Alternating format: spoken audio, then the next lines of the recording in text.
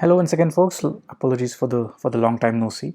Just quite a few things happening together. So obviously the Supreme Court, which is most used to adjournments, had to take a backseat, and this backseat will be taken for a few more days while I sort things out in the rest of my life.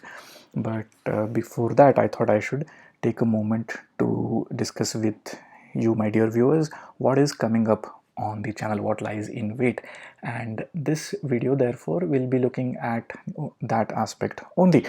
I'm going to deal with these two fundamental rights, equality and life, articles 14 and 21 respectively, in a separate playlist for each. The reason being that I have actually had to worry about how I should deal with cases dealing with these two fundamental rights. The reason being that at first glance, it appears that the right to life under Article 21 has indeed expanded. Its scope has been increased in a very activist fashion by the Supreme Court, while the right to equality, it appears at first glance, has been contracted.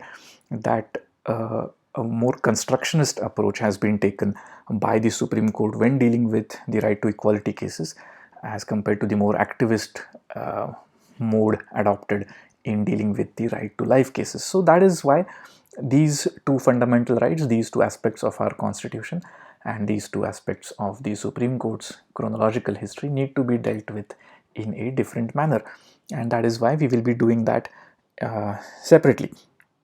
And that is also the reason why I have not considered two very important right to equality cases that have already taken place. We have already moved past them in the chronology, and I'll be dealing with those two along with the next case that does come in the chronology, that is the Rawat case, assuming I have gotten the pronunciation right.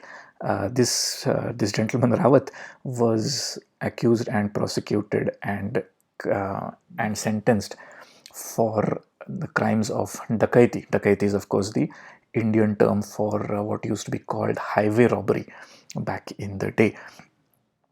Rawat was accused and prosecuted under a different procedure. A distinct procedure was adopted by the Saurashtra legislature because of the increasing number of such instances, and he therefore appealed to the Supreme Court, citing that his right to equality had been violated.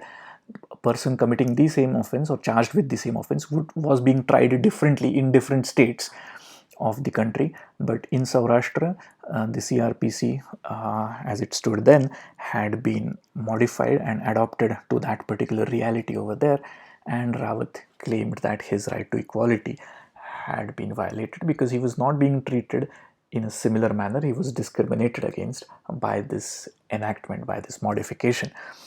And the reliance on these two older cases, Chiranjit Lal and Balsara, was done in order to justify or negate, as the case may be, the contraction in the right to equality. I have deliberately and rather scrupulously avoided dealing with Chiranjit Lal's case, a very important judgment that was pronounced by the Supreme Court in December 1950. So as I said, we have already gone way past that chronology.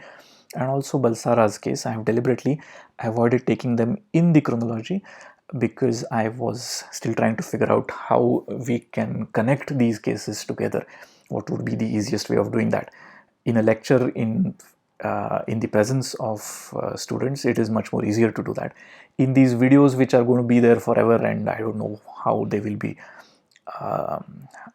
received, it was a bit tough for me to figure out, and I'm going to try it in this manner. I'm going to take one of these cases every once in a while. In this case, it will be the Rawat case, and I will be then looking at the previous judgments of the court. When it comes to the right to life, we will have a slightly different approach, but this is what we're going to try when dealing with the right to equality cases. So Rawat's case will be the next one that we will be dealing with on the channel, and I hope you will join me when we look at that set of videos, when we will also refer to Chiranjit Lal and its details, and the Balsara case and its details as well. Hopefully they will be as instructive as I hope to make them, and I hope you will be enlightened by them. Hope to see you then. Take care. Bye-bye.